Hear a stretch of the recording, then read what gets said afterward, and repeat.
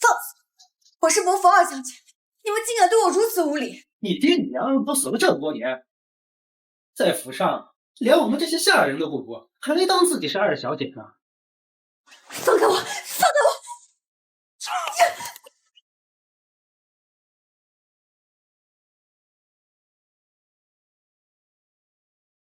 两个废物，连个弱女子都抓不住。小媛，我可是你堂妹啊，你为何如此对我？堂妹，就你也配呀？如今这伯府是我爹在当家，你呀，不过是伯府的一条狗。把他衣服给我撕了！不要！不要！啊！住手！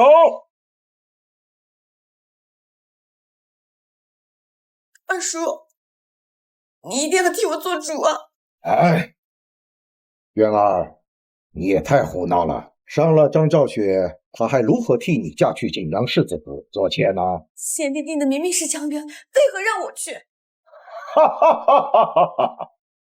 贤弟只是说江家女儿，又没指明到底是哪一个，让你去又如何？听说这景阳侯世子身高5尺，肥头大，猥琐至极，而且啊，喜欢虐待下人。雪妹妹，你就替我嫁过去，好好享福吧。爹爹，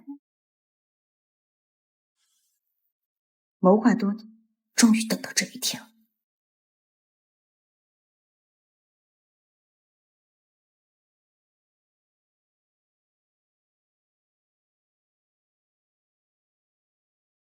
真晦气！把这灵堂撤了，还有这牌匾也给我砸了！不要！不要！我江伯康，你为了爵位，串通外人谋害你大哥，你不得好死！你谋害？哼！大嫂，大哥是病死的，你可不要冤枉本伯爷呀！既然我继承了大哥的爵位，自然也会像大哥一样照顾好寡嫂。你无耻！放开！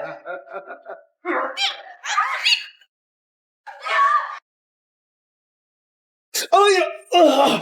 你个贱人，敬酒不吃吃罚酒，本伯爷看上你，那是你的荣幸。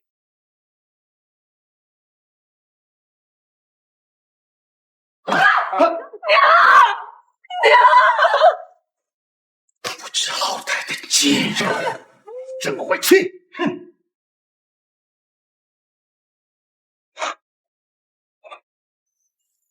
爹娘，女儿一定会成为一品女官，拿回属于我们伯父的一切，让加害我们的人血债血偿。虽然要谋划替嫁，但我也要尽力保全自己。来了。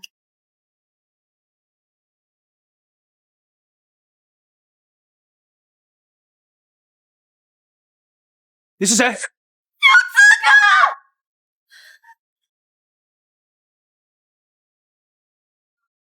说，你到底是谁？我可以把你嘴里的布条拿开，但你最好老实，否则取你性命就在顷刻时间。明白了？你放过我吧。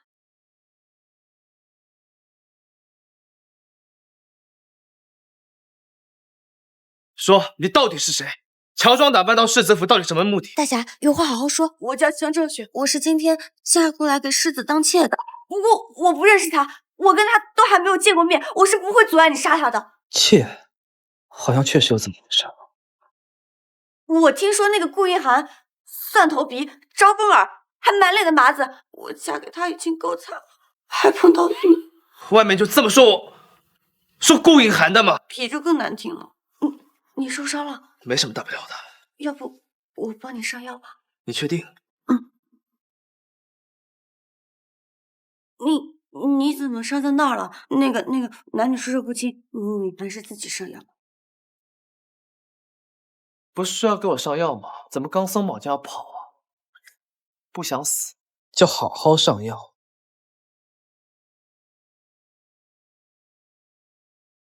你怎么随身带药？我爹娘死得早，我在江府又不受待见，经常受伤，所以就常备着点。那顾映寒臭名昭著，你嫁过来肯定遭罪，为何要嫁？因为我要得到内廷阁大选举荐书。对不起，我今年好了。那个，我好歹救了你，你能不能答应我，等我拿到举荐书再赏顾映寒？好，我答应你。不过你也要帮我做一件事。这内廷阁大考马上就要开始，我连世子的面都还没见到，这要如何获得举荐书？元娘，元娘，这是世子给你的举荐书。世子还说他最近身体不适，不与姨娘相见，让姨娘照顾好身体。还真的是举荐书。世子，确实如你所说，昨天晚上追杀你的是绝王。那太后那边怎么样？太后外甥身体抱恙，绝王每夜都在回寝。那个老狐狸呀，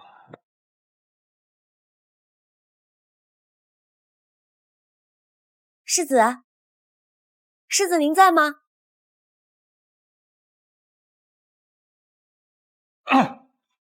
怎么了？啊，妾身炖了鸡汤，想来感谢您给我举荐书。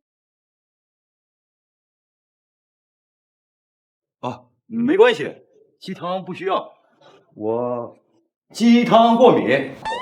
啊？姨娘不必如此，举手之劳罢了。哦，那世子殿下，我把鸡汤给您放门口了，您记得喝。还有，世子殿下，最近您记得小心出行，注意安全啊。哦，对了，姨娘，内廷阁选举面丑无颜者不得入内，所以考核那天，姨娘一定要好好打扮打扮。多谢世子殿下提醒。鸡汤过敏。对不起，世子，我实在没有找到其他的理由。不过这个江姨娘好像还挺关心世子你的。关心？她是别有目的的关心。你是说内廷阁选举大会？那可是全天下女性的权力中枢啊！被选中者全都是百里无一，难度不下于科举啊！江姨娘在家里也不受重视，还没有名师指导，她能行吗？那就看她自己本事啊。这不是连安伯府的小姐江渊吗？我听说这次的出题官正是她舅父呢。江渊小姐来的这么早啊？林安波都已经安排好了，您就放心考试吧。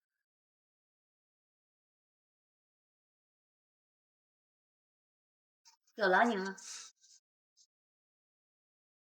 大小姐，你怎么一个人来了？对啊，你们府中不还有一位二小姐吗？她不过是我们家的一个下人，大字不识一个，有什么资格来吧？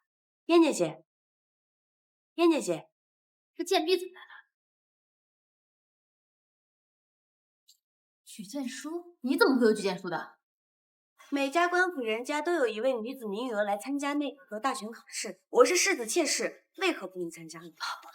我倒是忘了，你嫁的那个丑男人是世子，但是内廷考试的难度人人皆知，你大字不识，我劝你啊，还是回去照顾你的男人吧。江月，你竟然毁坏官物！哎，我可没有，大家都看到了吧？我们可什么都没看到。江昭雪，我劝你啊，好自为之。哎，这位夫人，离会考还有不到1刻钟，你若不能及时拿出举荐书的话，就无法进入考场，那么我就要取消你的考试资格。不好意思啊，刚才那份呢是我无聊的时候发着玩的，这份才是真的举荐书。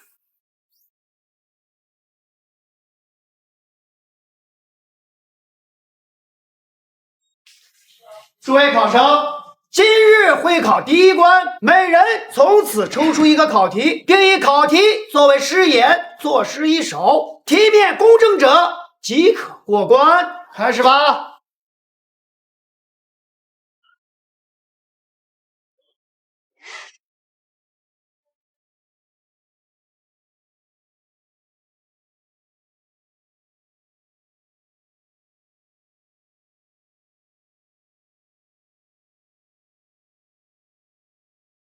竟以国号为题，得小心应对才是。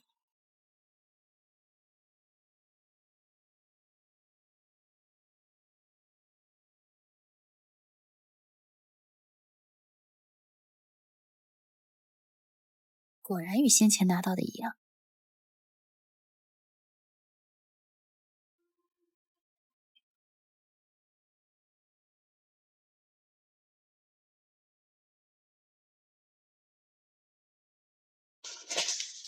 时辰已到，考试结束，考生退场。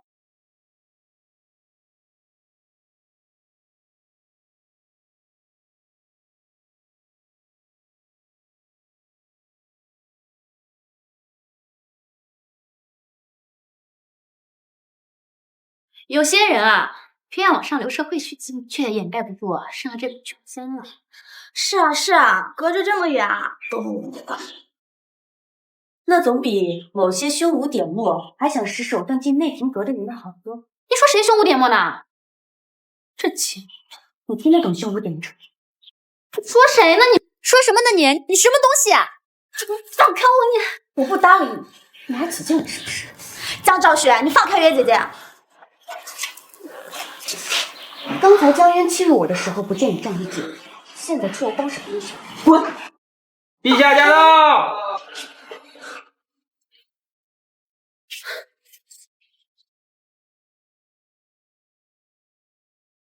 这刺客怎么会和陛下在一起？难道说刺杀顾应寒的人是陛下？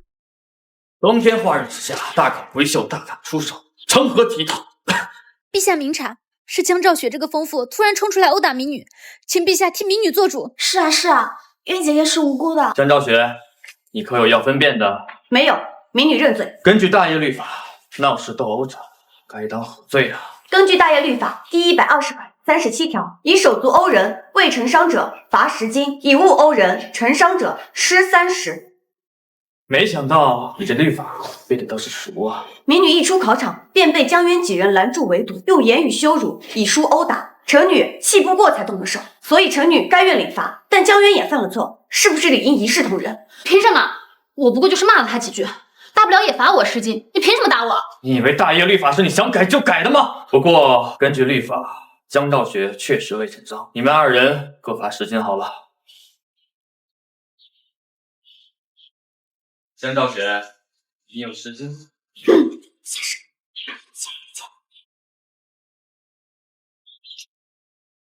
谢谢，记得还。爹，月儿回来了，哈哈哈哈！考得如何呀？爹，多亏了你帮我找的这些举子啊，写了不下10首带月字的诗，我背得很熟，一定可以中榜的。好，好。爹听说江兆雪也参考了，放心吧，爹，他呀，我自有妙计对付。那就好。哼，一个小贱蹄子还敢妄想入阁，错梦！郡王那怎么样？都是些死尸罢了，一被抓到就身上自己，手脚还算干净利，罚不动。还真是小条堂，还养了死士。他做的那件事，东仁府的军阀还可以轮着给什么？太后那儿呢？太后那没有亲自知道，他的心里只有这人会在里跟前。太后娘娘驾到！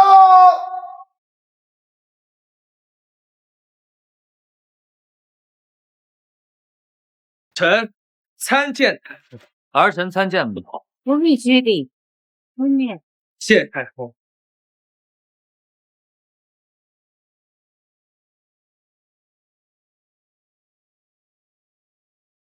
景阳王世子也在啊！哀家听闻近日京中官府作乱，世子还是不要随便走动，保全自己。太后说笑了，若京中真有作乱，臣定会第一个辅佐陛下铲除祸患。世子还真是披肝沥胆、诛心奉果呢。太后谬赞，此乃臣的职责所在。来人！陛下身体有恙，还忧思过虑，伤及自身，倒是连累哀家日日想着给陛下送药呢。喝了吧，你要不喝的话，怎么能够保全自身，君临天下呢？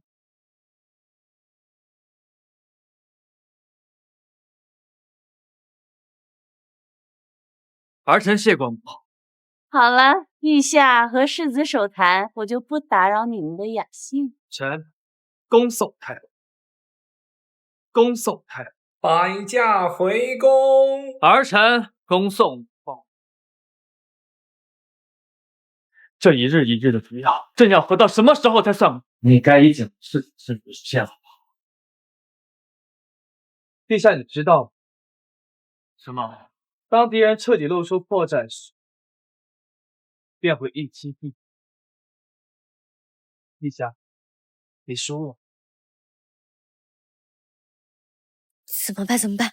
到底要不要说呢？我和顾影寒现在可是一条船上的，若皇上真想杀死他，我不是也必死无疑了吗？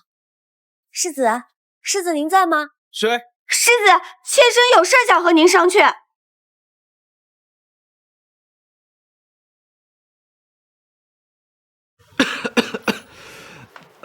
我身体不适，不方便见姨娘。姨娘有话的话，还是等我身体好了再说吧。世子，不行啊！这件事情非常重要，这关乎于整个景阳侯府的生死存亡啊！姨娘关心本世子，本世子十分感动，但是眼下实在是不方便，姨娘还是请回吧。不管了，就算被责罚，也好过死在皇上刀下好。世子。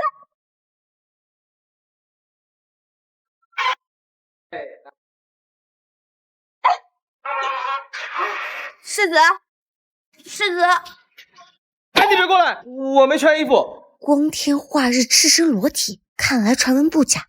这顾影寒果然是变态。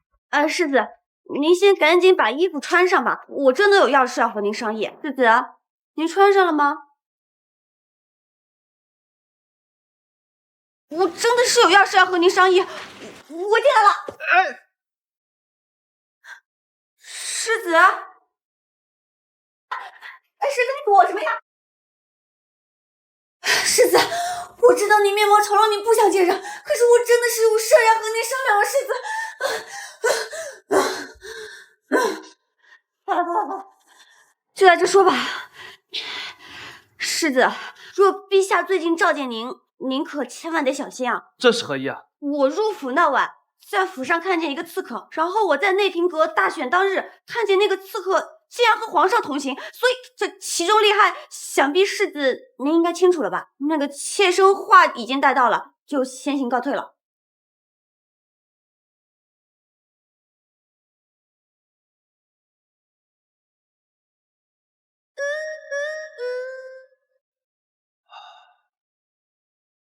饮水思源，有危险还知道提醒我，不错嘛。渊姐姐素有才名，必能高中。那当然了，我们还等着为渊姐姐庆贺呢。谢谢。哟，你也来听吧，真是不自量。你能来，我为什么不能来？渊姐姐什么才艺啊？你也配跟她相提并论？看来你胸有成竹啊，不如咱们赌一把。好啊，赌谁？就赌谁的名次高，输的人挑练养。渊姐姐，要赌这么大吗？放心，我肯定。怎么，你不敢吗？既然你嫌天太热，底下壶凉快凉快，我当然要成全你了。好，诸位都听见了，请大家为我们做个见证。如果有人输了不认账，就请大家一起把他扔进湖里。好，三皇子到。快看，是三皇子！哎，你挡着我了，我都看不到了，真的是。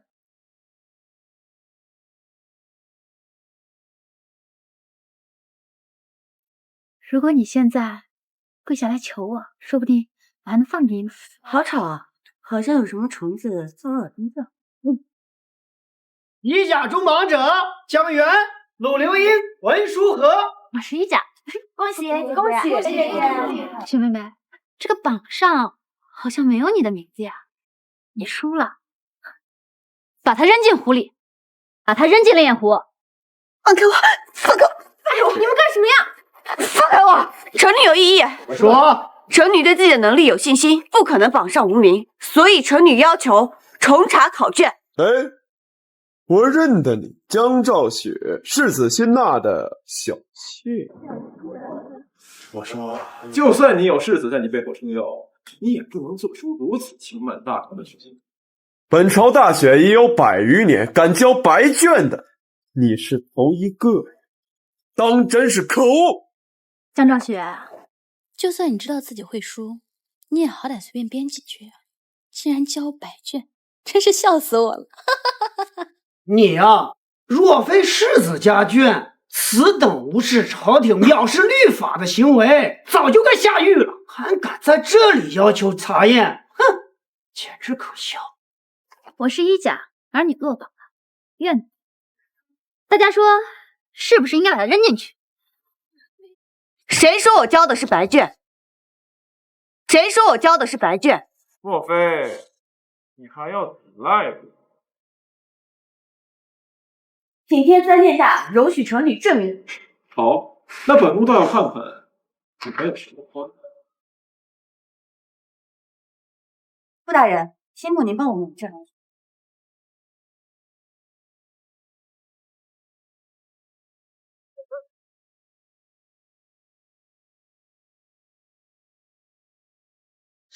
这不可能啊！皇上驾到！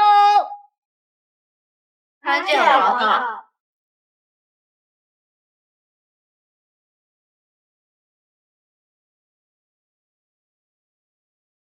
迎身吧。谢皇上。今日是开榜的好日子，朕也来凑凑热闹，顺便宣布一件事情：景阳侯世子顾应涵常年离京，如今终于回京，朕封他为册封使，为今日入选女官册封，以后代掌部分内廷阁事宜。陛下，以往此事都是我协助母后处理。景阳世子刚刚回京，恐怕还需要些时日熟悉的，不如用不着，臣已提前了解了朝中官员的资料，包括三王爷的死密。好，来人，把诗给朕瞧瞧。大哉王道圣，邺城新历难，万年朝政改，年岁又更端。好诗，好诗啊！此乃榜首之才啊！只是臣女因小人陷害，得以榜上无名，还请陛下替臣女做主。如此才华，竟不能为朝廷所用，真是可惜。朕便亲封你为今日榜首，位于1甲之上。这不公平！你是在质疑朕的判断？臣女不敢。留香墨，好东西啊！用此墨写字，不出半个时辰，字迹全无，徒留馨香。此物与黄金同价。傅大人，你不过五品官，怎么也用得起如此贵重的物品？是的，臣不明白你什么意思。大选乃是无名之，若不是你故意陷害江兆雪，又怎么会知道留白卷的是何人？留香墨虽然神奇，却自有一股兰草芳香，知晓者很容易察觉。破解此法也很简单，在其中加些女子的口纸，再用火一烘，字迹便会显现出来。傅大人，还需要我过多解释吗？傅大人，还需要我过多解释吗？你身为朝廷命官，蓄意陷害选举规格，妨碍考核公正。来人，拿下！臣冤枉啊！皇上饶命啊！堂姐，是你输了，愿赌服输。你胡说！来人，丢下去！皇上，皇上，起来！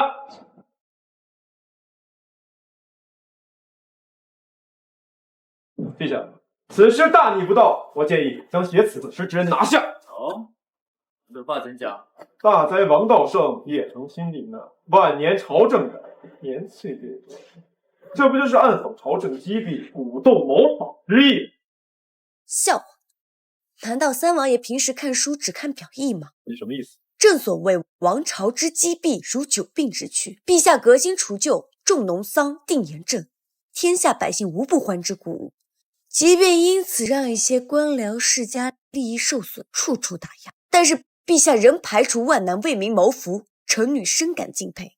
正如此诗，臣女心意犹如此诗首字，大业万年万年，正是此意。不错，不错。正因如此，朕才封你为今日榜首。如此一来，实至名归呀！谢陛下。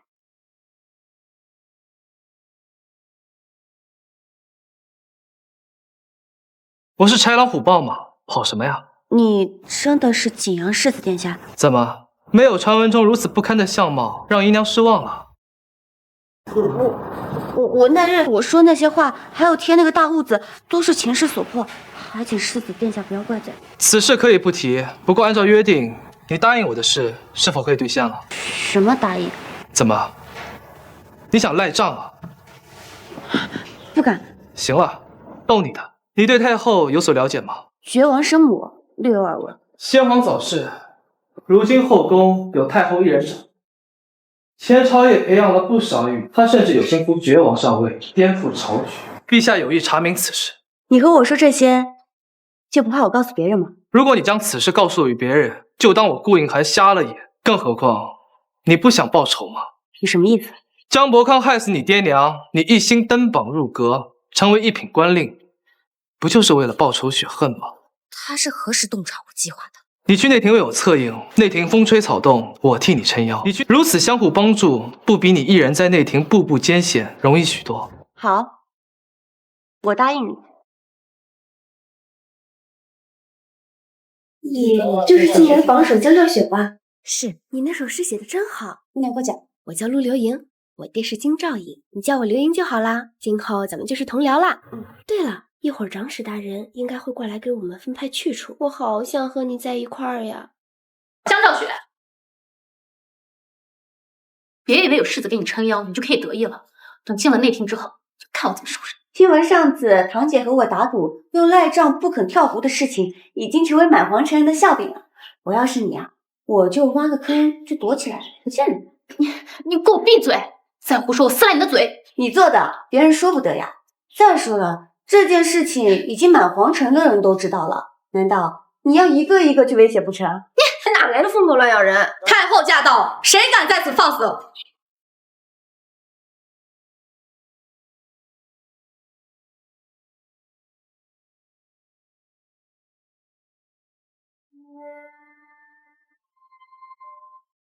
今年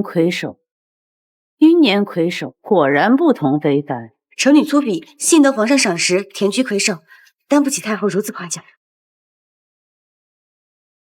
哀家不管你们身后站的是什么世家，还是什么贵人，在这庭内都要守规矩，以后在这宫中都要谨言慎行，不能有半分的差池。是。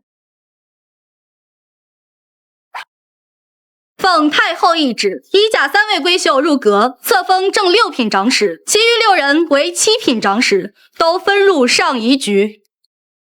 臣领旨，谢太后。刘长公，这些新人格的官女都交到你手里了，你要认真的替哀家管好他们，好好的教他们规矩。臣女领命。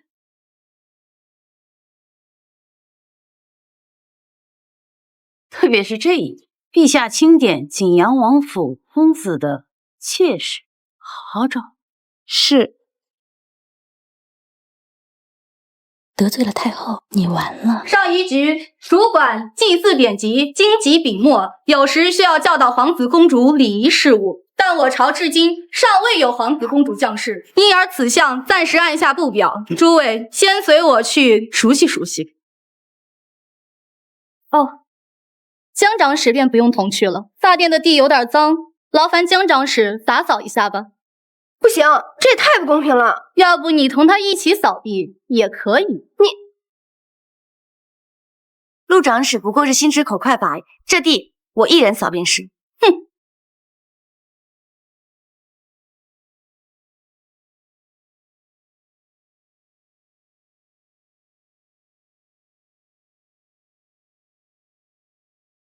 啊！你今天怎么不敲门啊？这是我的房间，我为何要敲门啊？你之前不是都是书房的吗？本世子想通了，有美妾在身，为何要抱一堆冷冰冰的书睡觉呀？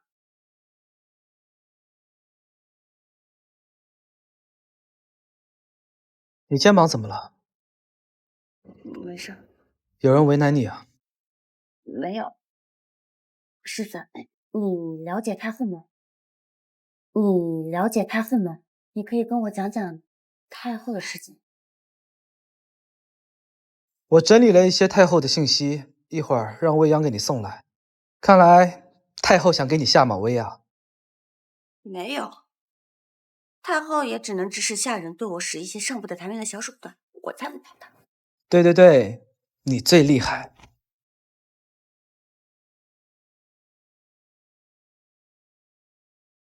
你赶紧让未央把东西给我送过来。你倒是敢指使我了呀！这越来越有世子府女主人的架势了。主人。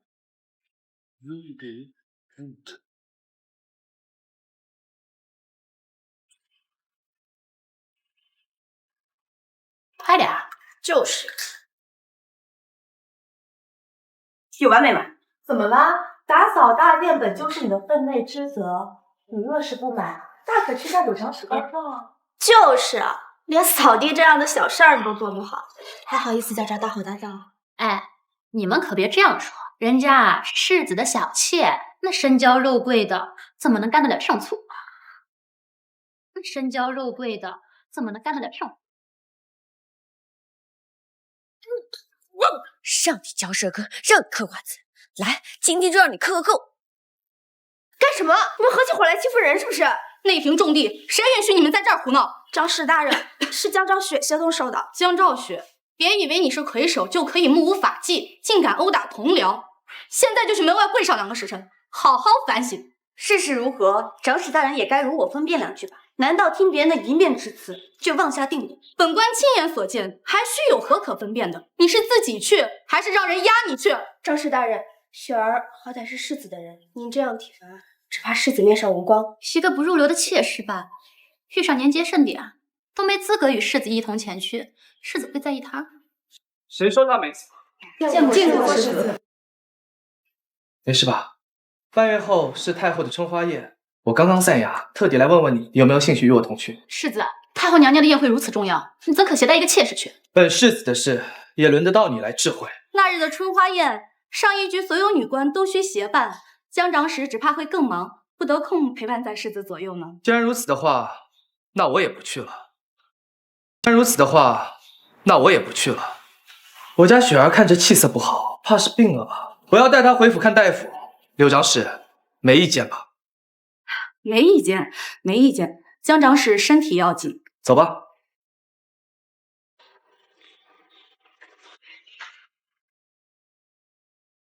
这太后可真是厉害啊！这朝中的官员竟有一半都是她当的，怪不得皇帝要推行新政。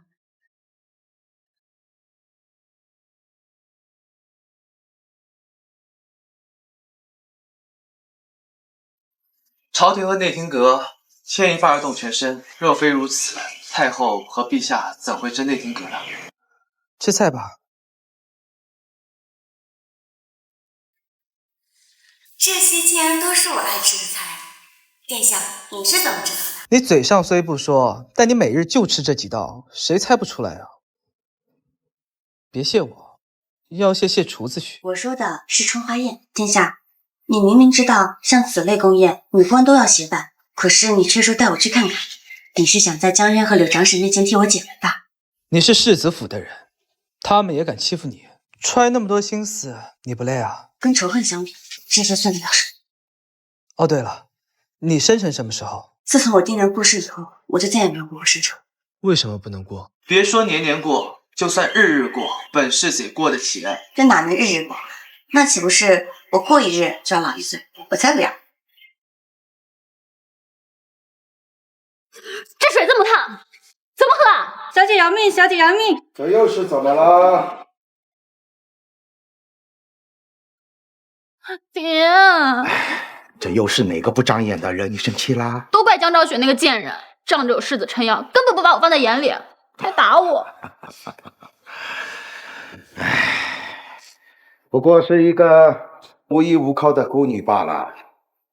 世子见她新鲜，难免宠幸，等玩腻了，自然会一脚踢开。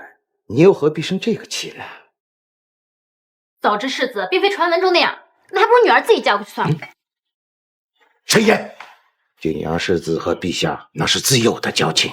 眼下太后娘娘和陛下分庭抗礼，势同水火。我们临安伯府依靠的可是太后娘娘。你若嫁去世子府，太后娘娘有机会善罢甘休。可是女儿就是咽不下这口气。你呀，就是性子太急。你想想，他现在在内廷阁，我们想要对付他，岂不是易如反掌？爹，你是不是有什么好的想法？借太后娘娘之手，借力讨力。把这个花搬那边去，你一会儿把那个花放到下面来啊。幸好我们上一局只负责宫殿的摆设，不然啊，就是累死也忙不过来。这个往那边搬，那个小心点放，轻一点，千万别磕着碰着了，听见没？哎呀，江兆雪，你是不是找死啊？我的玉簪粉新买的，确实可惜了。我听说这玉簪粉呀，是如今最抢手的香粉。你别说，这味儿还挺好闻的。站住，给我道歉！你自己杵在这里，什么事也不干，你白白折了我一盒香粉，你还好意思让我跟你道歉？你颠倒黑白？怎么，我说错了吗？闹什么？闹什么？太后娘娘的春花宴，你们有几条命敢在这里闹事？江兆雪，宴会马上就要开始了，你负责的区域花都还没摆好，你还有时间在这儿？赶紧给我过来！是。和你了，哎，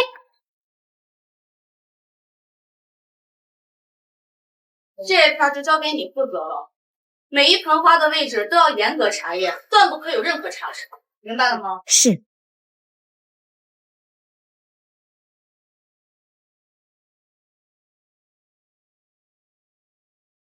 等会儿江兆雪走了，你就把这花放到那些杜鹃中间，做的隐蔽些，别让人发现了。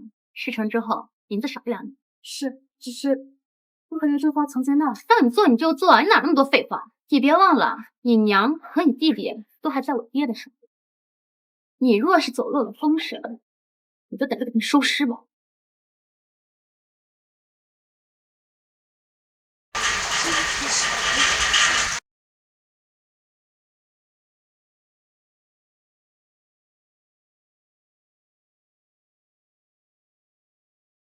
太后娘娘的和合庇佑，这些花都开得艳丽了不少。不愁你嘴舌。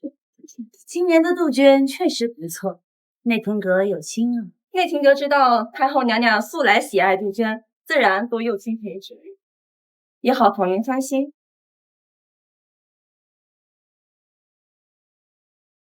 哎，太后娘娘，这怎么了？大事不好，谁把报春花放在这里了？太后娘娘对这花过敏。什么？快传太医！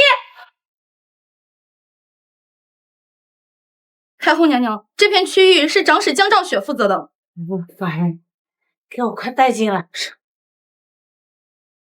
大胆贱婢，竟敢谋害哀家！臣女不敢，还请太后娘娘明察。铁证如山，你还敢狡辩？太后容禀，臣女和太后娘娘一样，都对报春花过敏，往日对她更是避之不及，又怎么会拿她害人呢？为了预防过敏，臣女还特地备了药，太后服下就没事了。哀家凭什么信你？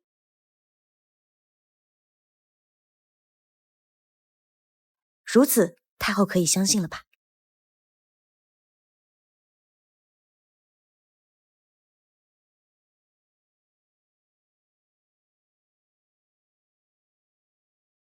虽然非你所为，但你也难逃吃茶之罪。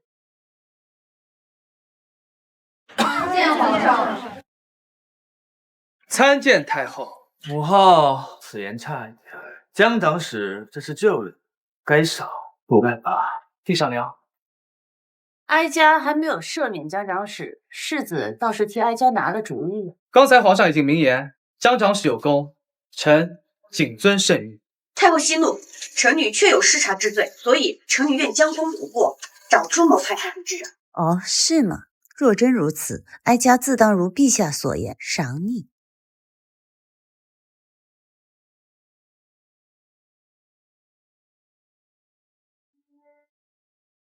臣女细细查探过，此花上有一股不属于报春花的香粉气息，是一种名为玉簪粉的香粉，想必是谋害之人所用香粉，不经意间沾染在了这盆报春花上，才会如此。玉簪粉香气清幽，只要沾上便数日不散。臣女在宴会前不小心把玉簪粉洒在了江长史的身上，江长史，您不解释解释呢？我没有，我不知道。你不承认也没关系，宫中常年圈养猎犬，只要让猎犬闻一下气味，就能找到气味相同的人。只是啊，这猎犬性子烈，万一伤到谁就不好说了呀。来人，把猎犬牵上来。等等，皇上，方才他撞到了我，定是那时他沾染了我身上的香粉，请皇上明察。你倒是说说，你为何要谋害哀家呀？都是奴婢使糊涂，请吃太后饶命。好，大胆奴才，给我拖出去乱棍打死！陛下，一个小小宫女，若无人指使，怎会胆敢做出这逆天之事？母后御下有方，整个后宫内廷都在母后的掌控之中，儿臣怎敢质疑？好，答得好。母后留步。母后刚刚不是说要奖赏有功之人吗？母后金口玉言，很失信。长史江兆雪，即日起升正五品。谢太后恩典。江长史既然懂药理，今后就去上药局当差吧。谢陛下。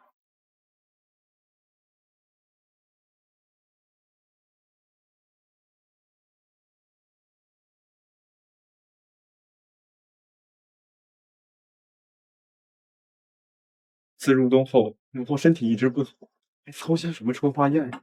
唉，可能让那些蠢蠢欲动的人知道，后庭还是在哀家的掌控之中。竟敢借机谋害我，实在该死！那临安伯府的江渊想借我一手除掉江兆雪，结果弄巧成拙了，蠢是蠢了点，但胜在手段够狠，有可能可以成为我们手中的一把利剑。江兆雪，今年选秀的第一人。是的，但是他也是顾应寒的人。这种人才如果不能为我所用，闭嘴。吾儿素来与我心意相通。快点装。当当！哇，我最爱吃的什锦暖锅，喜欢就多吃呀。吃吧。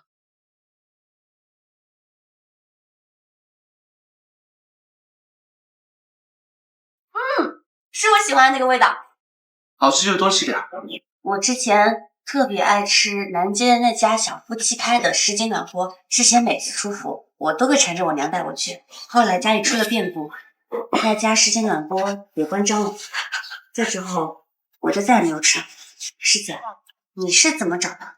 他们离京返乡是因为妻子怀了孕，我前人找到了他们，买了他们什锦暖锅的食谱，现在整个世子府的厨师都会做，以后想吃啊就随便吩咐。世子，你是怎么知道我爱吃这个口味的什锦暖锅？本世子耳聪目明，连太后的资料都能给你找到，更何况你的爱好。是，要不是世子告诉我太后对爆春花过敏，我估计春花宴上还得涂成波折呢。你倒是聪明的很，能想到香粉这个事。其实我也不知道江源会怎么做，但是我总觉得他有小心思，所以把线索留在他身上是最安全的。是，我夫人最厉害了。我只不过是个妾室，什么夫人？太后早就视你我为同党了，以后啊大可拿出景阳世子妃的架势。内廷阁那些小人该罚就罚，捅破了天，我替你都成。那你的意思是，也就是我在外面可以是魅惑妖妃的形象，对着他们就是贱婢，拖下去斩了。那我岂不是被你拿捏得死死的纨绔子弟啊？那自然需要你的配合啊。怎么了？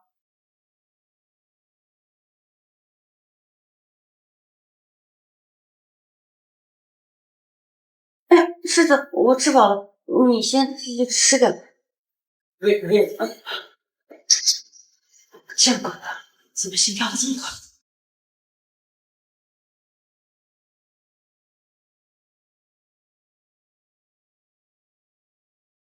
臣女江渊参见太后。来，快坐到哀家的身边。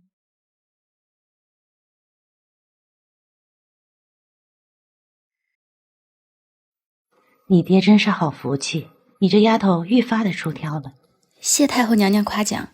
哎，在哀家面前不必如此拘礼。你爹可给你定下婚事了？未曾。哀家的三皇子觉儿，容貌出众，性情温和，倒是与你相配。太后，哎，只不过现在朝局不稳，他又一心忙于朝政，无暇顾及儿女私情。哀家倒是中意你，但是也要看看你有没有替父分忧的本事，这样哀家才能跟觉儿开口啊。你曾明白哀家的意思？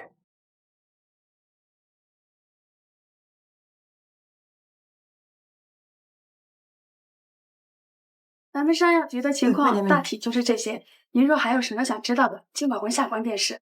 每日宫中的药膳也是上药局负责吗？是，这些药膳都是太医院所开，我们只是按方子抓药煎好，交给工人便是。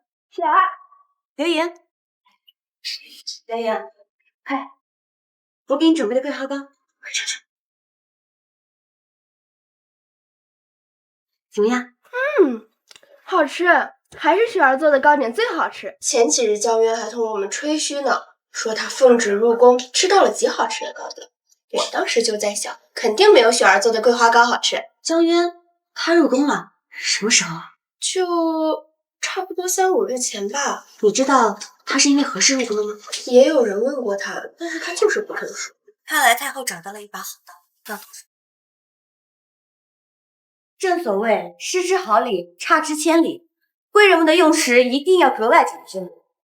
方美人是阳虚体质，炖汤时需加入当归、生姜，切忌小火慢炖。是。新才人呢是阴虚体质，炖汤要加入菊花。烹饪时间不够，再拿回去加工一下。是。切记，太医院给的用料和烹饪技巧，我们一定要严格实行。哪怕是品级不高的贵人，我们也不能应付差事。是。去吧。江长公，陛下传召，请即刻去咱家入宫一趟。这点时间。公公，宫里是发生什么事了？此番入宫，长公可得小心一点。参见陛下，参见太后。大胆贱婢，竟敢谋害皇嗣！陛下圣明，臣女就算有1万个胆子，也不敢做出如此杀头的大罪啊！宫中的药膳是你负责的，没错。今日一早，贤妃服用了你烹制的药膳，没多久就见红小产，你还有什么可分辨的？贤妃娘娘怀孕了，太医院从未告知上药宫此事，贤妃的膳食也从未做过调整，臣女都不知道此事，怎么会谋害贤妃呢？贤妃娘娘虽身怀有孕，但从前的药膳方子与身孕并无冲突，因而大太监府仍沿用前法。只是不知为何，今日的药膳多了一味马齿碱。此药虽清热解毒，有散瘀消肿之效，却会使早孕者滑产流胎。江长公曾执掌药膳法，不会不知此事吧？陛下圣明，臣女冤枉，还请陛下明察。江昭雪，你不要以为陛下仁慈，你就可以为所欲为。如此下去，不知还能生出多少事端来。那以母后意思，您想如何处置？谋害皇嗣，罪大恶极，当斩！现在事情还未有定论，太后就下令斩杀，未免也太草率了吧？顾应寒，身为世子，你竟敢擅闯后宫！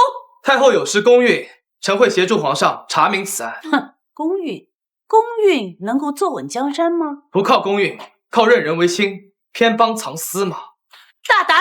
顾应寒，你竟敢连本宫你也要顶撞！母后，是朕召景阳世子入宫协查此案的。怕不怕？不怕。臣奉皇上之命，调查贤妃娘娘谋害一案。江长史上任之后，就轮番安排宫女看守后厨。案发当时，就是此2人当值。说，今早你们的后厨看到什么了？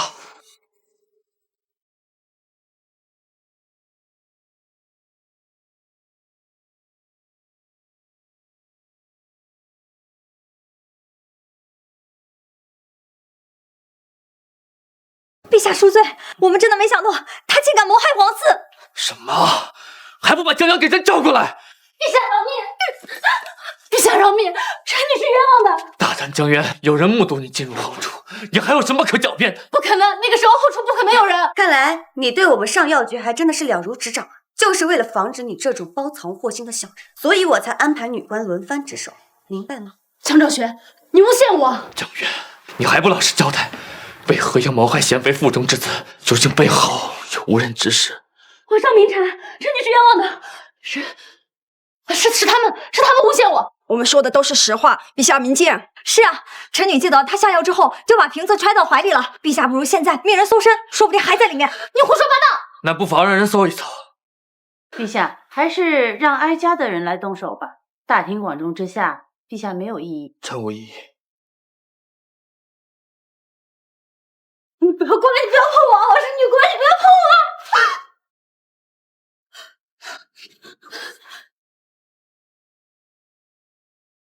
是这个吗？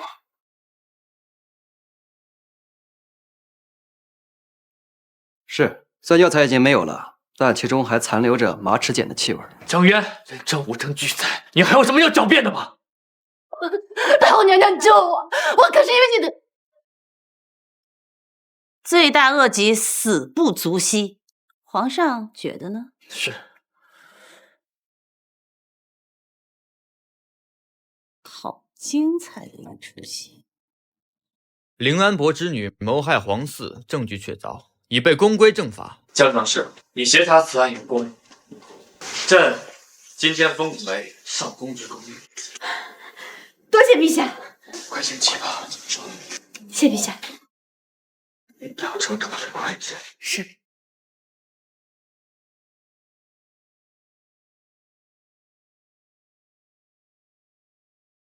看什么呢？我在替陛下惋惜他的孩子。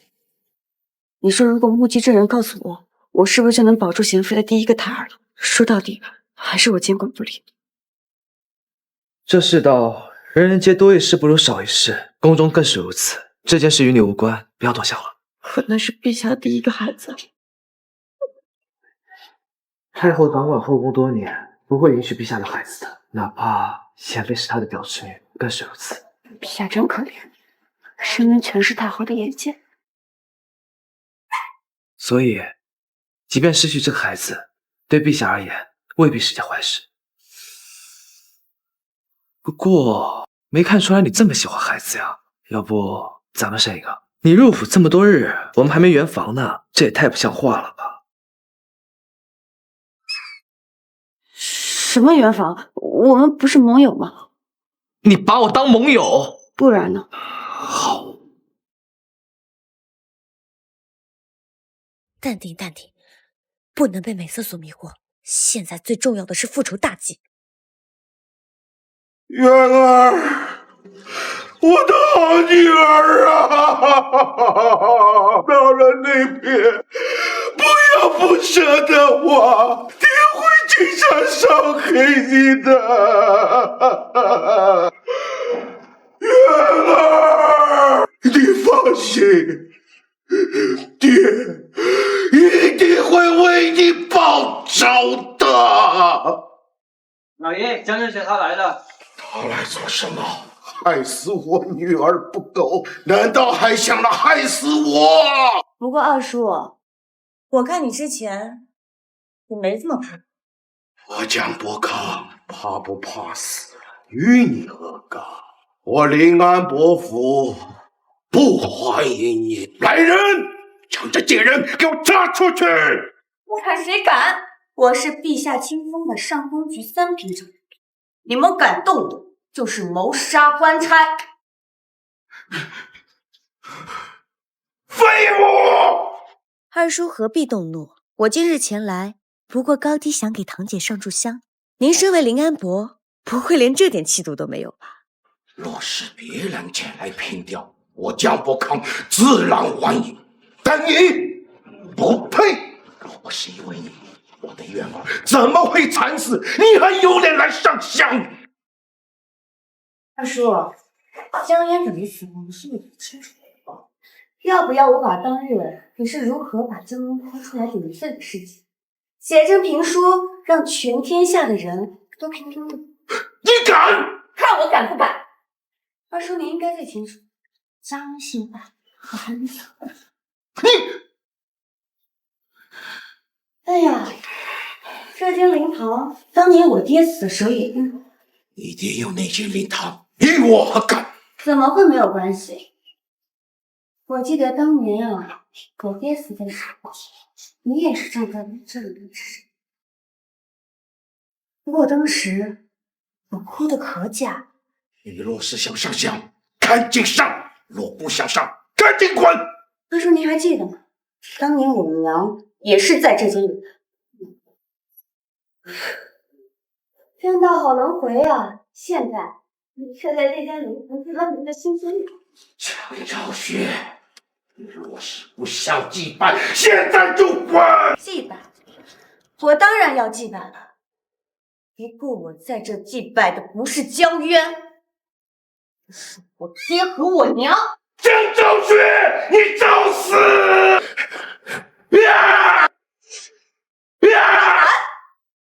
你临安伯侯的位子难道不想要？江伯康，你没想到吧？你也会做。你个贱人，不要太嚣张！你现在不过依靠的是金阳世子这棵大树，有朝一日，我江伯康一定将你碎尸万段，为我渊儿报仇。报仇？好啊，我江兆雪等着你。不过，到时候谁先死还说和并着。刚好这间灵堂可以再次用起来，我江兆雪在此为你举办葬礼。多福！我现在就要进宫密见太后娘娘，一定要杀了你这个贱人，为我渊儿报仇！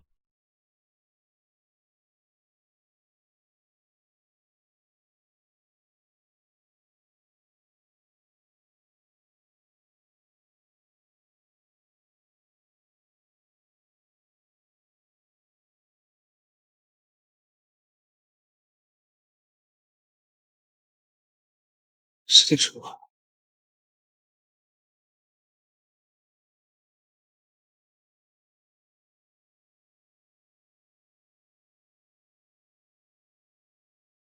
世子，我知我是不是做错了？什么？为了报仇，我亲手害死了焦康。可是我爹娘生前最是冷杀，你说他们如果看我双手染了血，会不会对我失望？当然一是，本就是他先害的你。你所做的一切不过是为了自保。皇上赐死，乃是天理循环，报应不爽。雪儿，人生最重要的就是念头通达。世子、夫人，陛下有请。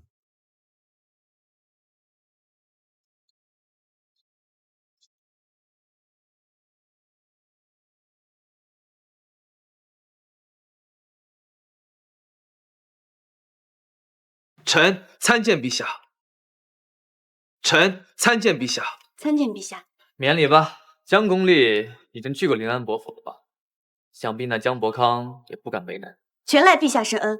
之前江渊陷害我时救我出江家，继而又把我升为上宫局公令。我们之间不必客气了，要是想谢，谢谢应寒才是。朕问你们，你们觉得这个值多少钱？一枚鸡蛋而已，不过3、4文钱罢了。是3、4文。坊市之中，小孩子都知道了价格。今日我问起上宫局的一名女官时，她就告诉我，采买这枚鸡蛋竟然需要10两银子。10两银子？这怎么可能？是啊，怎么可能呢？但这偏偏就成为可能。你来看看这个。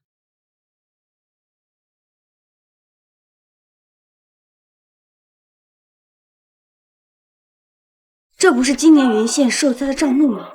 我记得受灾范围很小，为何花费如此巨大？不仅是花费巨大，云县受灾时，朕还派应寒去调查。朝廷好不容易从库府中拨要的银两，根本没有送达到受灾老百姓手里。今岁陵阳受灾，的确如此。千里之堤，始于蚁穴。这帮人已经到了不得不处理的地步。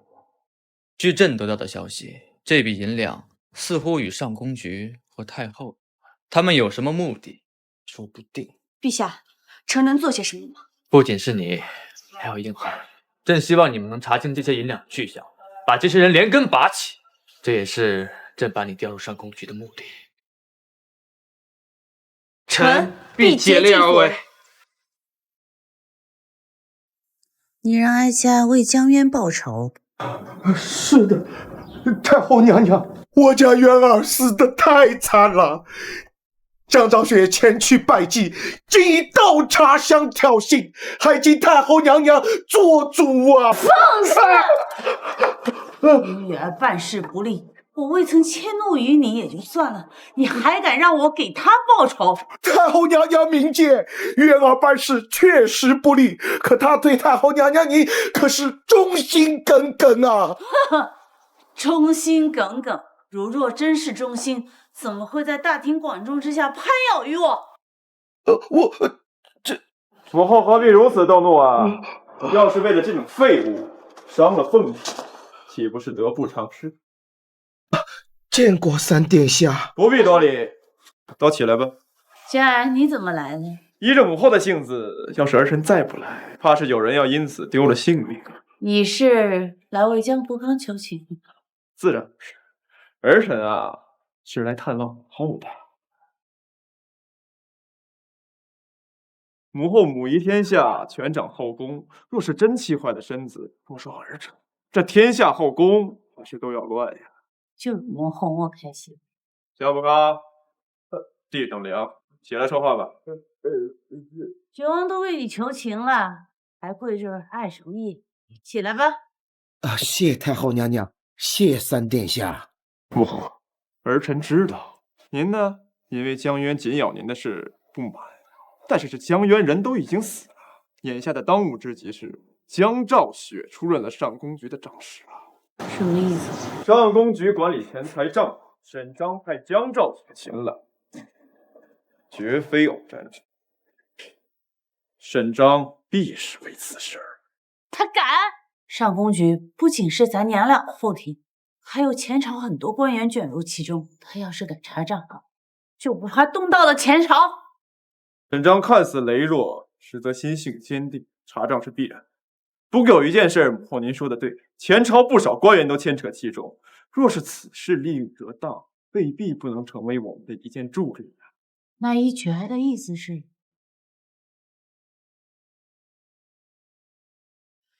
如此甚好，并不屑于将那三人成为众矢之的。江伯康，你上前来，哀家有事儿交代你。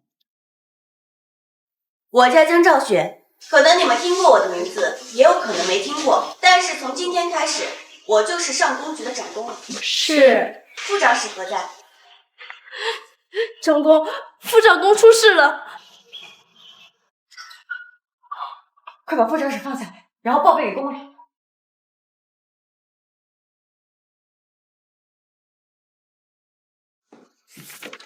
真的是好手段！我刚进上宫局，准备查账，副长史自缢，这账本恐怕也被人动过手脚，还帮收起来。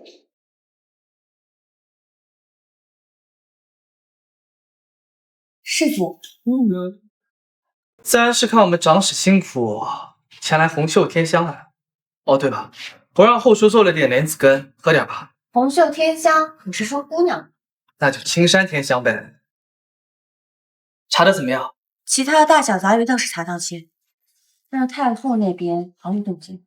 她似乎早就做好对于查账的准备。即便撕毁了账本，但是他们既然从前朝后宫谋取利益，必定会留下蛛丝马迹。先把这个账本递给陛下吧，处置不了太后，处置一些杂鱼也可。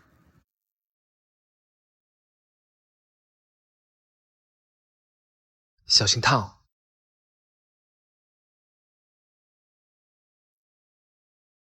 好啊，100两一本的花，30两一块的木炭，朕的这些好臣子们真是把朕的国库当成他们的银库了。臣认为实际采买价格应该没有如此夸张，应该是宫中有人从中拿取了价格。朕知道价格没有实际那么离谱，朕气的是朝廷这些大臣们知法犯法。来人，属下在。把户部侍郎宋君如、工部尚书赵毅、少府少将李天安、中武将军赵天龙给叫过来，朕倒要看看他们是为什么贪污银两。等等，陛下，如兴师动众，恐引朝廷动荡。就算是朝廷动荡，朕也要把贪腐的这个毒瘤给除掉。还不快去！是。报，陛下，京兆府尹陆行云在家中自缢了。什么？乡长使，您的好友陆流云的父亲京兆府尹陆行云在家中自缢了，此乃陆行云的遗书。怎么会？刘云的父亲怎么会贪污？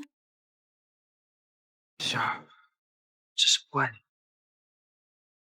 世子，我以后该怎么面对刘英？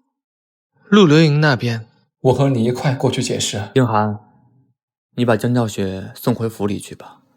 陆家那边，我想想怎么处理。臣先告退了。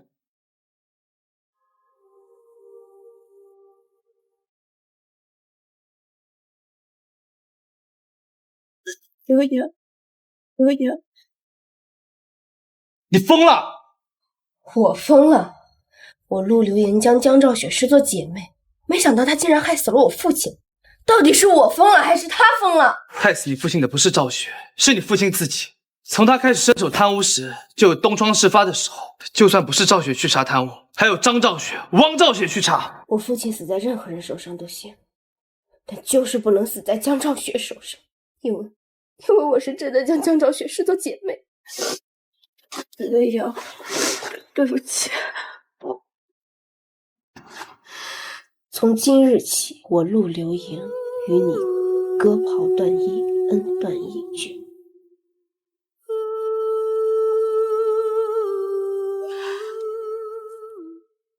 沈章和顾英涵肯定没想到查我们的账，结果却是如此潦草的收场。是啊，臣听说陆行文害怕被查，自杀了。他的女儿陆流莹和张兆雪的关系不错。陆行文自缢后，陆流莹去找过江兆雪一回，之后江兆雪便一病不起了。一病不起？他死了才好呢！三番五次的坏我好事，这次也该让他吃吃苦头了。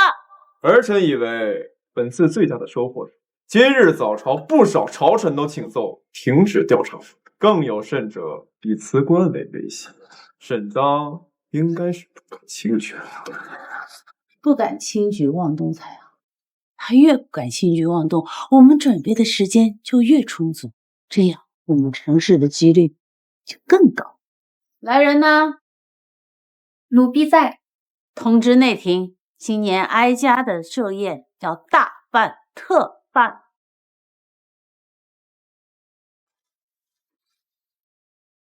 别动，才刚好，起来干什么？我有点待不住，想去上宫去走走。可以啊，但是让我陪你一起去。听说真的不愧是好姐妹的父亲，也不知道怎么想。是。雪儿，不要在意那些人说的话。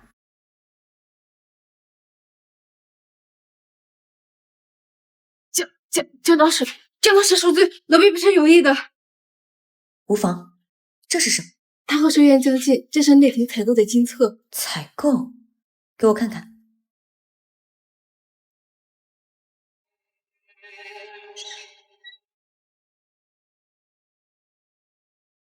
下去吧。是。你可是发现了什么？太后掏空内廷阁的线索，仅凭一张金册。后宫采买大多注重品质，不会随意更换商铺。我发现所有的银两都流进了一个叫天玄商行的地方，而且价格高出市场价10几倍。天玄商行，这名字好像在哪儿听过呀？江伯康。江伯康？没错，天玄商行就是江伯康的商户。可是我在江家这么多年，没听说过江伯康名下有什么商户啊。朝中大臣表面上宣扬士农工商，实际上都暗自经营各自的商户，与民争利。陛下这些年有在暗中调查，只是苦于没有证据，加上太后撑腰，所以迟迟没有行动。看来这个天玄商行，我们必须要走一趟。里面有我们想要的线索。今夜我陪你一起去。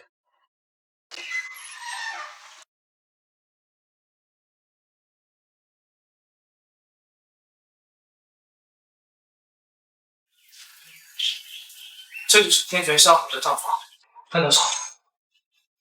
今年哀家寿辰需要的东西都已经定好，等上峰局采购金册送来，就一并送到你那里去采购。你还是按老规矩，把银钱送到老地方。是。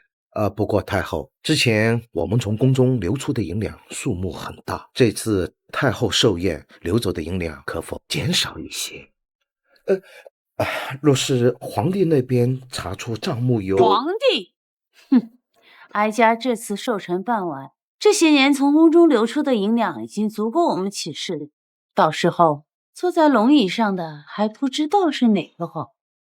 也是，等皇帝退位，到那时别说是江兆雪这个贱人，就算是景阳世子在我面前也得伏地作小。到那时，我月儿的大仇也算是得报了。你能明白这个道理就好。参见太后，太后，这是今年的采购清单，请您赏眼。太后，送金册的路上碰见江长史有看过金册。什么？我说金册江长史看过，我下午经过上公爵的时候，恰巧碰到江长史和顾世子。糟了，太后，我们的账簿还在天玄商行啊！废物，还不快去拿！如果让江兆雪和顾映寒看见了，你人头落地！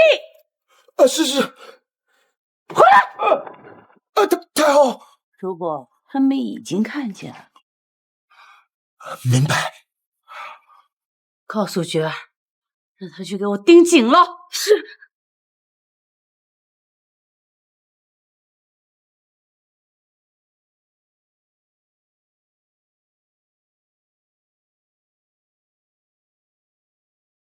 找到了。永嘉2年7月8日，从宫中得利黄米3万两，白米10万两。永嘉3年9月10日，从宫中得利黄米7万两。哼，这江伯康在宫中吃的可不少。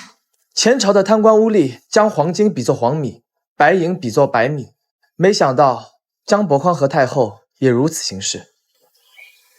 有了这本账本，不怕他被人查。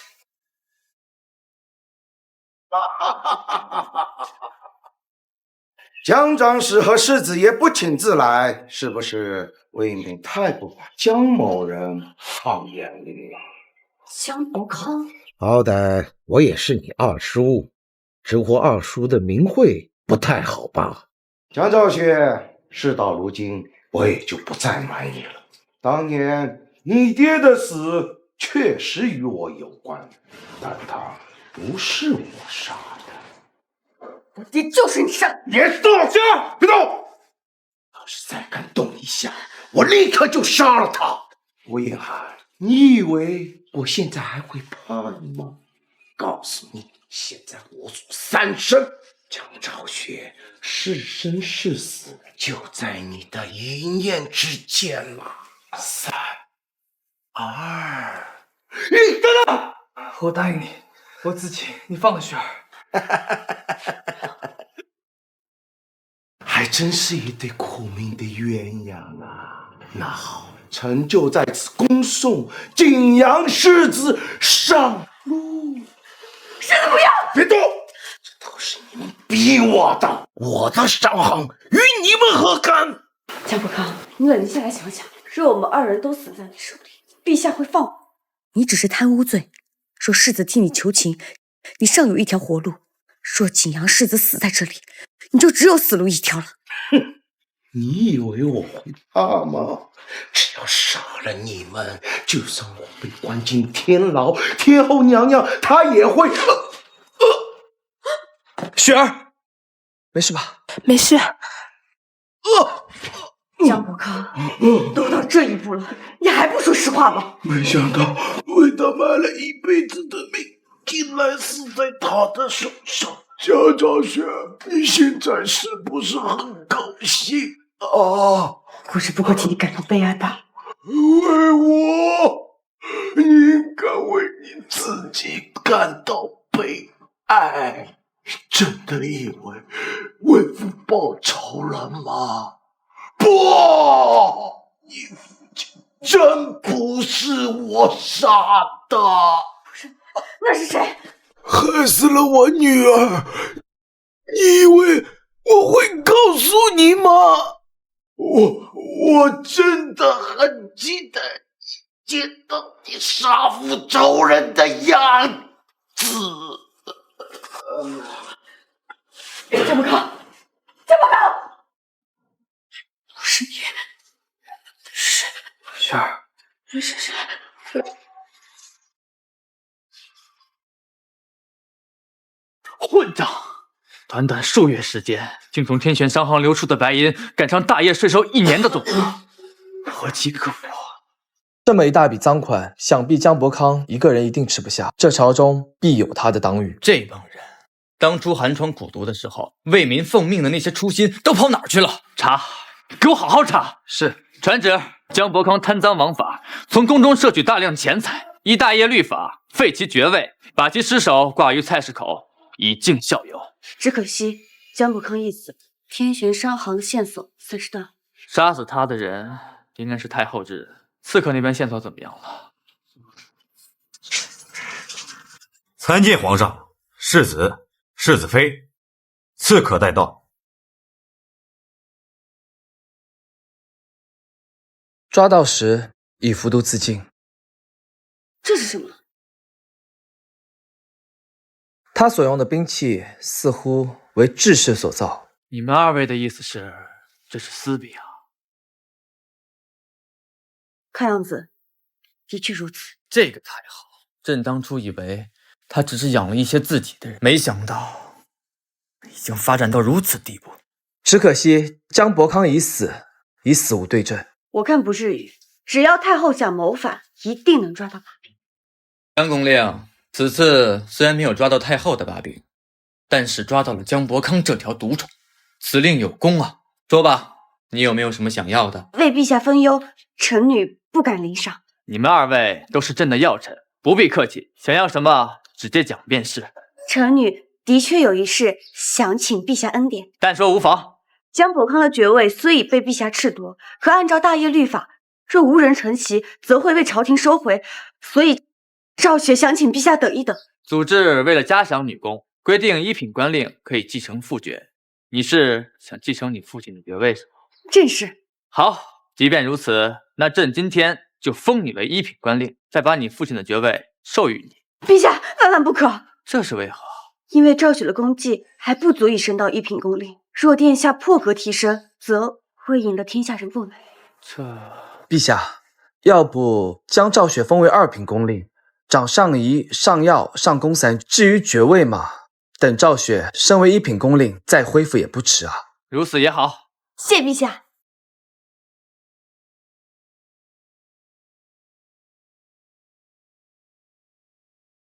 江伯康已死，虽然不是死于你手，但也相当于你为你爹报了仇，怎么还是闷闷不乐啊？江伯康死之前说杀害我父亲的人不是他，我在想那会是谁？可能是江伯康深恨于你，故意在你心里埋下一颗钉子吧。江伯康将死之人，他不会的。好啦，你在这苦思冥想也没用，只会徒增劳累。走，带你去个地方。去哪？你猜。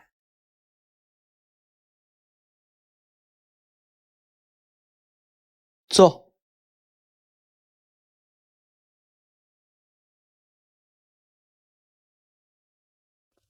今日的饭菜都是我亲自下厨的，你尝尝。世子，你会做饭？就跟府里的厨子学了点呗。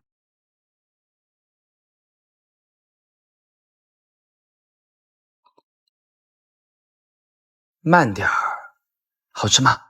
嗯，好吃。这是什么？你猜猜。这里面有糖梨的甜香，还有含血的清冽，如果我没有猜错的话，应该是糖梨煎选。这里面是不是还放了冰糖梅花？夫人猜的不错。好喝。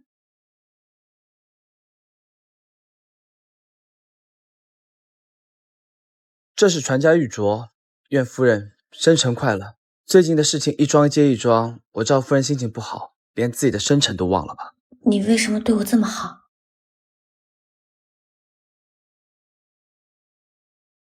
我会一直对你好的。摸够了吧？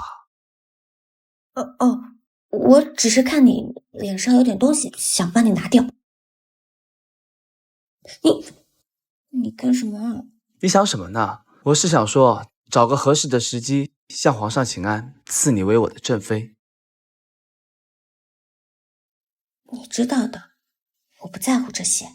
可我喜欢你啊，不想让你受委屈。你再说一遍。我说我心悦于你，若你想听，我便天天说你听。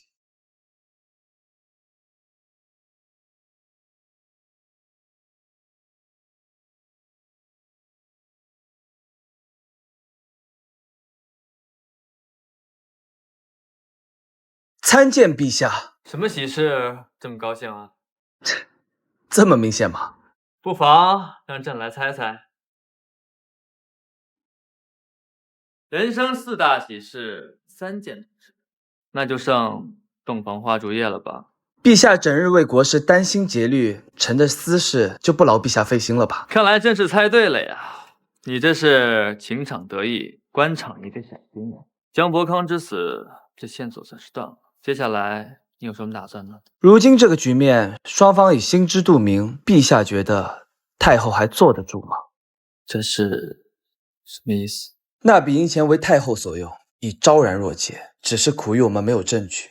太后自然也知道这一点，她坐稳后宫，那笔银钱又用在了何处呢？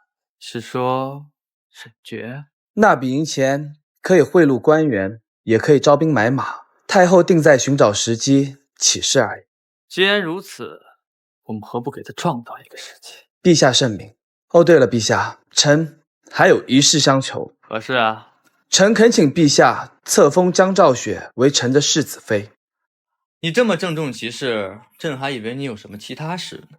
原来是这件事，你们俩也算是修成正果了。准了，吩咐下去吧，让宗人府好生办理吧。谢陛下圣恩。宗人府那边我已经派人去催了，他们说婚期最快也得2个月之后了。哪有你天天这样催的？刘莹，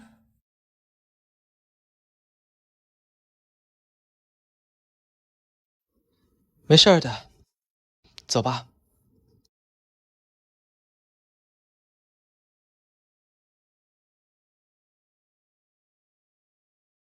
母后，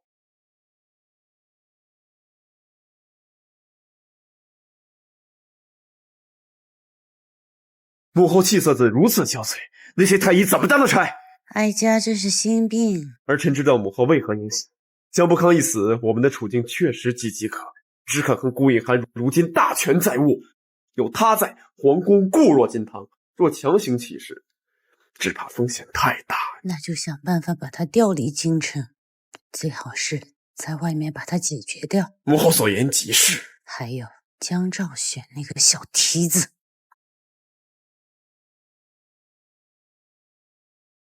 镇长死了，不好了！公安闹起了事，东川一群的队长死了，杀上了。什么？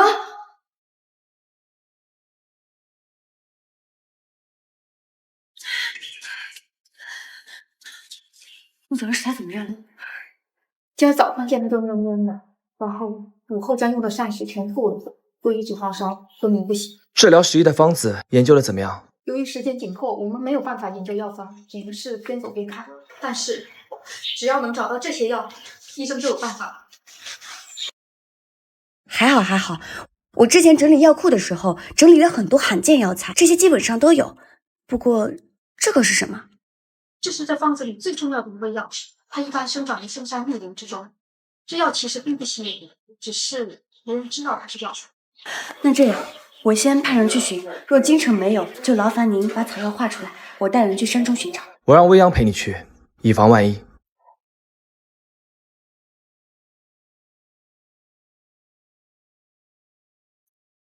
幕后，江兆雪研究出了治疗10亿的药方。什么？据说现在还差1个亿，他打算亲自去找，并且未见顾应。天赐良机，雪儿，你立马着人去追，一旦他找到草药，立刻灭口，药带回来。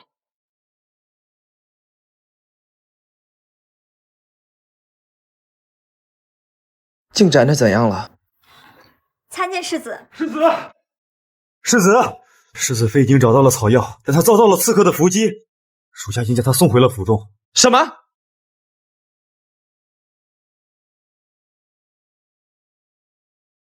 接连半月的降雨，又逢隆冬，京城内外已经有数万百姓感染了疫病。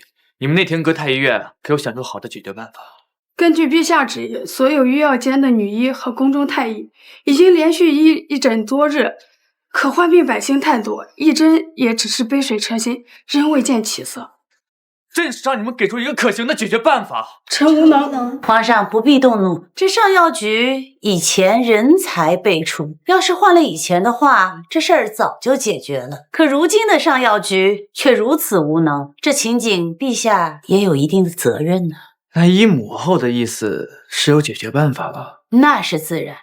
若陛下能把上药局重新归还到哀家手中，不出几日便能拿出方子。太后未免言之过早了吧？顾应寒，陛下，江公令已经安排太医院和上药局议诊，根据典藏内集，已经研制出了治疗10亿的方案，臣特地送来。好，那朕担的担子就交给你们手上了。陛下，江公令在寻找良药的途中遇到了刺客，受了伤，幸而在晕厥前找到了云剑草，刺客全部自尽，未留活口，还请陛下明鉴。不知此事母后是否知道？哀家久居深宫，从何而知？这京城能养得起死士的没有几个。既然母后不知，那朕就问问三皇子便是。此事与觉儿有何关系？只是例行询问，太后何必惊恐？这次算他命大，下次不知是否还有这等好运了。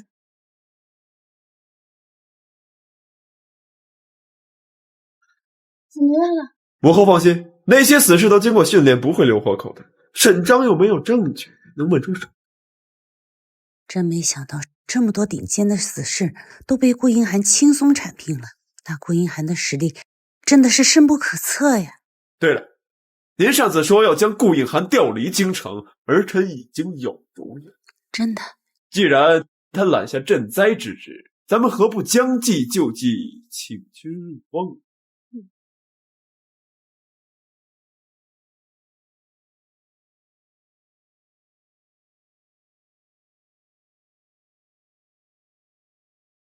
陆长史，是来探望世子妃的吗？是，我。世子妃昏迷不醒，要不陆长史是否到前厅坐坐？雪儿怎么样了？大夫怎么说？那一剑幸好没有伤及心肺，所以性命大概无碍。只是世子妃流血过多，加上这2日连日劳累，所以才一直没有苏醒过来。我听说雪儿是为了给我找药才遭人伏击的。是有人要对付世子妃，至于找药，那只是巧合。希望陆长史不要太责怪自己。和与陆大人的事也是同样的道理。希望陆长史早日回乡。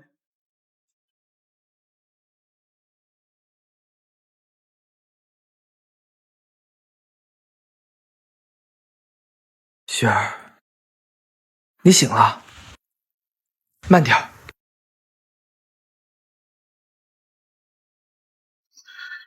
药找到了吗？云云怎么样？放心，药方很有效。女医传来消息说她醒了。雪儿，刘莹，你身子还没好，你怎么来了？雪儿，都是我不好，都是我的错。其实我知道我爹的事情不是你的错，但是我身为女儿，不能责怪我爹，只能把所有的过错都推到你的身上。我都这么对你，让你受了这么多委屈，你还一心想要救我。我问你啊，如果染病的是我，你会去寻阳吗？我们是朋友嘛，虽然我们之间会有争执，但是在生死之际，我们都会义无反顾的相救，对吗？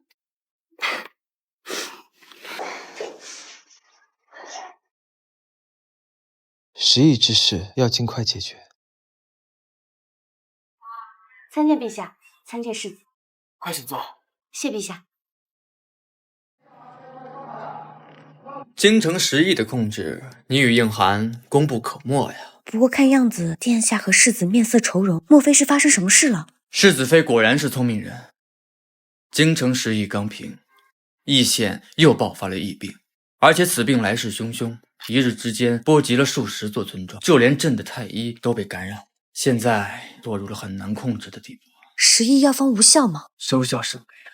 最棘手的是，有人趁10亿肆虐，借机生事，宣扬一些大逆不道之事，妄图动摇江山。看来是有人坐不住了。没错，他们闹出这么大的动静，应该不只是为了传播一些无关痛痒的流言，可能还会另一图谋。陛下，您是想让世子去趟祁县吗？不错，朕知道你们夫妻情深，自然是有些舍不得。不过你放心，朕会派最好的太医跟随应寒，一定确保他安然无恙。识君之路，忠君之事，臣女明白。放心吧。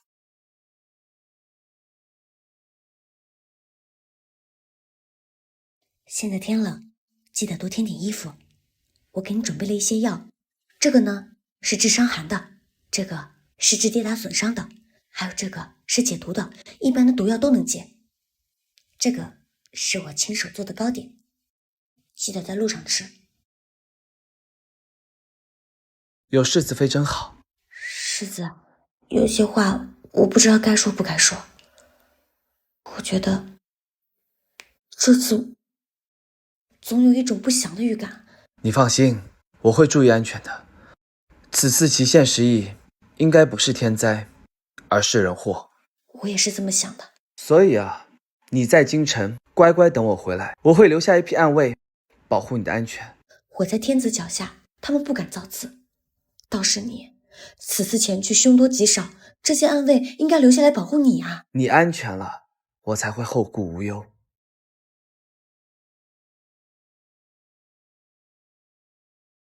雪儿，刘言，你来啦！我早就找人备好了你爱吃的，等我看完这本账本，我们就去传膳。没事儿，你慢慢看，不着急。相国寺高僧法会是在先帝驾崩前的那场吗？是啊，我们陛下不信法，所以还未曾举办过。水陆法会高僧24人，加上经文祭品，共支出3600两。不对呀，哪里不对？之前上仪局负责各位高僧的住所安排，所以我在整理资料的时候也看到过这场法会的记录。但是我记得高僧的人数是25人。你确定？对，25人，没错。那看来这场法会有蹊跷。这才几日，患病百姓竟有几千之数，几个村子的人就这么没了。据为内观察，两人病症可都是去发热的症状。内向，正是有内看自己这个问题，所以导致太医前来救美的时候，对其实两人京城11之药治疗不成，所以自然收效甚微。病源查得如何了？最显然易的村庄就在河边，那里的村民饮水灌溉皆来自其河，所以臣前去调查了一番，发现水中无一活物。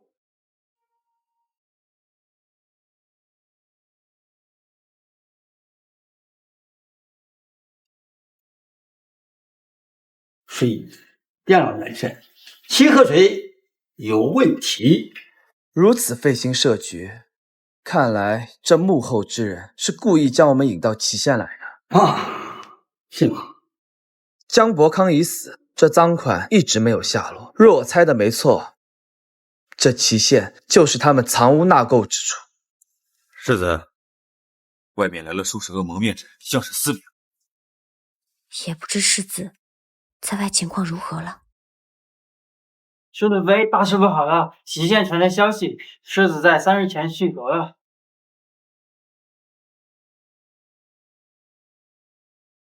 母后成了，真的，密探来报顾影寒已死，祁县已尽在掌握之中，只待儿臣宣号令，便可杀入京城，这天下已唾手可。只是我们现在出兵，师出无名啊。只要拿到沈章得位不正的证据，便可揭竿而起。沈章能坐稳皇位，靠的全是顾应寒。顾应寒已死，他家里不是还有一位吗？母后圣明。雪儿，你要振作起来，世子可能也不希望看到你这样。世子？我大业哪还有什么世子呀？你来干什么？世子抚心丧，本王身为三皇子，自然是来探望世子遗孀。用不着，你现在就出去。陆流莹，你身为罪臣之女，敢跟我这么说？来人，来，拿下！放开流莹！江兆雪，本王知道，你之所以入府为妾参选入廷，不过是为了拿回你爹的爵位。不过这些东西顾应寒能给你，本王自然也可以。所以三皇子前来是来给我指明一条生路的吗？自然，顾应寒已死，皇权式微，整个皇宫都在我与母后的掌控下。你既身负大才，何必明珠暗投，自毁前程？不如与本王合作，本王自会保你。如何合作？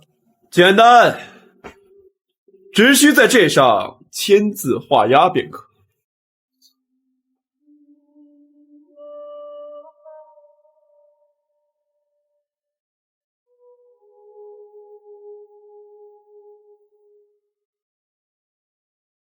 沈章谋害先帝，得废不正，景阳世子顾应寒也有所参与。我如果签了，就证明世子谋反，那我身为他的妾室，还有活路吗？不过是金蝉脱壳吧。只要你助本王登上皇位，本王保证，这内廷阁必有你的一席之地。如何？我又如何得知？难道我说什么，天下人就信什么？本王既来找你，自然已备一切。到时你只需说这是在顾应寒书房中找到的便可。只要你交出这份证据，本王的人便会在前朝与你策应，证明沈章谋害先帝，篡改遗诏，谋得皇位。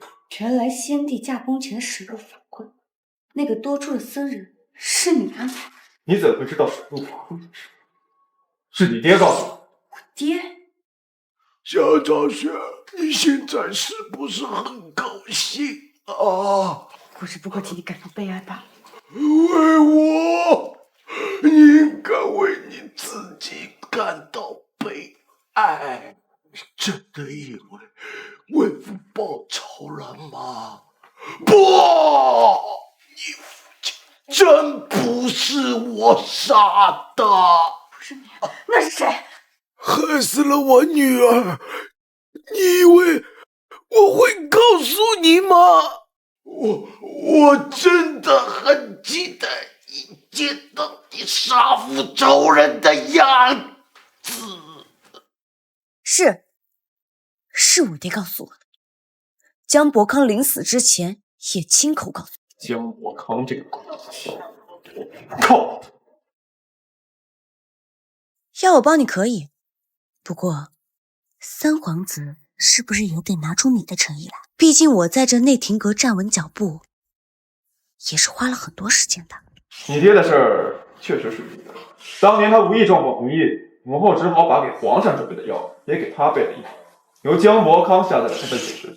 既你开口，本王便追封你爹为临安伯，世袭罔替由你承袭。如何？所以我爹是太后杀死的。杀！你弑父夺位，阴谋造反，还与太后合谋害死我爹。你觉得我会和你这种乱臣贼子合作吗？就算知道这一切有误，不妨告诉我，整个世子府都已在我的掌控之中，我大可以直接杀了你，再将书信藏于府中，命官兵找到便可。既然如此，三殿下还不动手？你既不打算合作，还问这么多干嘛？我当然是替世子问的呀，我就让你亲口说出这些，让世子将你绳之以法。顾应涵已经死了。谁说我死了？世子，吓坏了吧？顾应涵，不可能！你怎会死而复生？我如果不诈死，怎么让你放松警惕，让你上钩呢？你以为本世子那么傻，不知道饭菜里有毒啊？不可能！本王经营祁县多年，怎会一点消息都没有？你的那些私兵早就被未央联络驻军，秘密解决了，谁还会来给你传递消息？沈爵，事到如今还不打算束手就擒？沈章，都怪你！本王文韬武略哪一点输给你？凭什么？凭什么这皇位你做得我做不得？就凭你比我早出生几年？我不服！护驾！回去吧。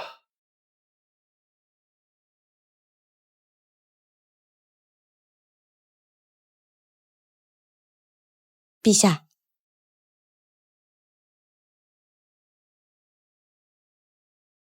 沈爵兵败身死，大势已去，朕也不想背负上弑母的罪名，就让太后去留云烟，后半辈子青灯古佛，赎清罪孽了。你们二人许久未见，朕就不打扰你们了。